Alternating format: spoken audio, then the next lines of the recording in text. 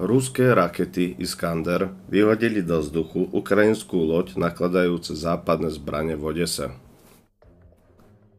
Ruské ministerstvo obrany tvrdilo, že zničilo ukrajinskú loď pristave neďaleko Odesy. Rusko tvrdilo, že loď bola zničená, keď vykladala zbrane dodané so západnými podporovateľmi. Moskva uviedla, že loď bola v momente vykládky zasiahnutá balistickou raketou krátkeho doletu Iskander M.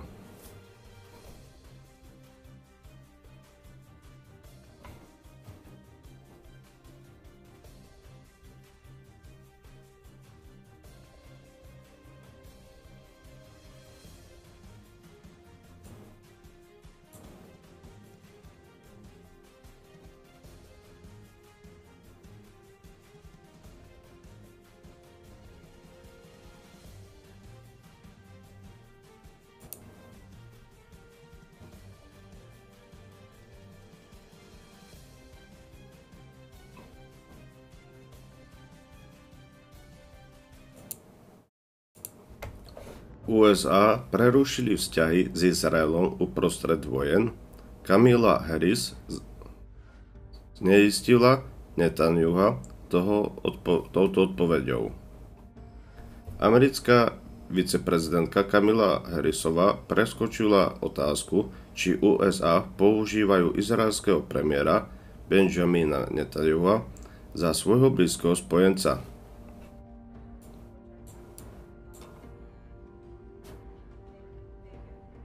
Nádeník demokratického Bieleho domu povedal: myslím si, pri všetkej úcte lepšia otázka, či máme dôležité spojenectvo medzi americkým ľuďom a izraelským ľuďom. A odpoveď na túto otázku je áno. Jej komentáre prišli v rozhovore pre 60-minútovú reakciu. Tak sa obávajú z toho, lebo obávajú sa Američania toho, že Jeruzalém chce takúto väčšiu vojnu. V Saudskej Arábii nahnevaný je princ. Všetci moslimovia, Sýria, Irán, Irak, Gaza, Libanon, ak sa nahnevajú a hodia sa na Jeruzalém, tak by to mal katastrofálne dopady. A premiér ako Jeruzalema veľmi provokuje tieto všetky štáty, čo som povedal, Libanon, Irán, Irak, a oplatí sa to vôbec ako provokovať takéto štáty a dávať ako nejaké tie veci, aby podnieť tomu, aby zaútočili tieto štáty na Jeruzalém. Tak Američania sa veľmi to obávajú a boja sa, že by mohlo niečomu dojsť. Takže sú veľmi opatrní Američania a nechcú ísť do všetkého ako na Ukrajine, že vojna, podporujme vojnu, že poďme do toho, dajme peniaze, dáme vybavenie a bojujte, zabijate Rusov. Tu sa boja Američania, lebo čo by znamenalo, keby sa tam zapojil Irán, Irak, Libanon a Sýria ešte, ak by sa toto zapojila, tak to bola veľká katastrofa. A ak by potom Amerika použila také veľké zbrane, aby zaútočila na tieto ciele, alebo na tieto štáty, tak by Rusko automaticky odpovedalo, lebo sa to spojenci Ruska. Takže táto otázka je veľmi taká kritická a chcú mier a dohodu Američania, lebo sa boja, že by Rusko, ak by sa zapojilo, tak by Amerika mohla veľmi zle ako skončiť.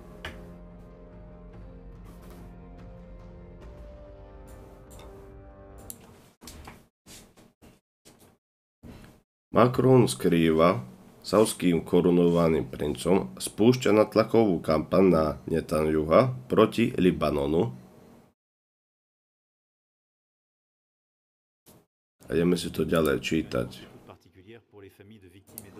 Francúzsky prezident Emmanuel Macron podniká odvážne kroky na nátlak na kľúčových svetových lídrov súvislosti s izraelsko-libanovským konfliktom po naliehaní na štáty, aby zastavili dodávky zbraní Izraelu, sa Macron diplomatické úsilie teraz zameriava na saúdského korunového princa Mohameda bin Salmána. Prebiehajú dôležité stretnutia medzi francúzskym a saúdským predstaviteľmi, ktoré zameriavajú sa na eskalujúce krízy v Gaze a Libanone. Lebo, ako som spomínal, Libanon, ak sa pridá, potom Irán útočí aktívne teraz na Jeruzalém, ako videli ste, 500 rakiet zaútočil Irán na Jeruzalém, potom Jeruzalém odpálil na Irán, potom zase Irán na Jeruzalém a takto sa doťahujú a boja sa, že by ak vypukla vojna, tak raketové útoky idú z Iránu na Jeruzalém, potom Jeruzalém na Irán, ale ešte nevyhlásili vojnu. Je to také čudné, že zaútočím, dajme tomu, zo Slovenska na Maďarsko, 500 raketami zbombardujem štát a štát nevyhlási vojnu. Iba to bere ako za útok. Tak je to také zvláštne. Nepochopil som, ako čo je medzi Jeruzalémom a Iránom, keď môžu takéto útoky vznikajú a nevyhlásia ako za vojnu, že sú vo vojnovej situácii tie štáty. Ale idú ďalej, ako keby nič. Je to také čudné. A premiér ako v Jeruzaleme chce vojnu s Libanonom a otvoriť ďalší konflikt. Lebo všetci sa boja z toho, že Jeruzalem chce rozpútať ako vojny všade dookola. Nechápem, čo z toho má Jeruzalem, že zaútočí na taký štát, či chce obsadiť také územia, privlastniť si ako pre svoj štát, alebo čo z toho bude mať. Ruská armáda zabavila zbrane NATO a vojenské vozidlá vo Vulhane po úteku ukrajinských jednotiek z mesta. Ruské jednotky údajne zhábali Ruské jednotky údajne zhábali značné zásoby zbraní dodaných NATO vo Vuhledare. Po ukrajinsky čítať je riadny problém. Čím po intenzívnych bojoch vytlačil ukrajinské síly zo silne opevneného mesta, ruské ministerstvo obrany oznámilo zajatie rôzneho vojenského vybavenia, vrátane minometov poľskej výroby a amerických granátometov. Prečo tí Ukrajinci to nepíšu po anglicky? Aspoň by som to normálne čítal, ale po ukrajinsky tie haky-baky, ja som sa neučil ruštinu, takže to je dosť ťažké čítať.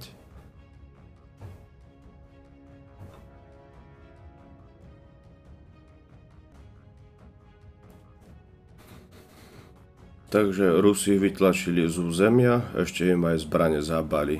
Takže Ukrajinci, čo nemajú ani zbrane, ešte aj to stratia a ešte aj územia. Takže takto ďalej, keď to ide postupovať, tak Rusi asi za rok dobre budú postupovať.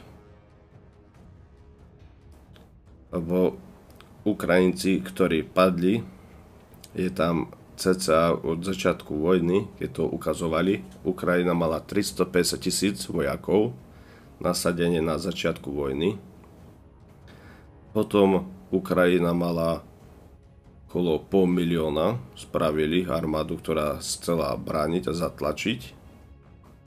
Potom Zelenský pred rokom zase zhromaždil 350 000 vojakov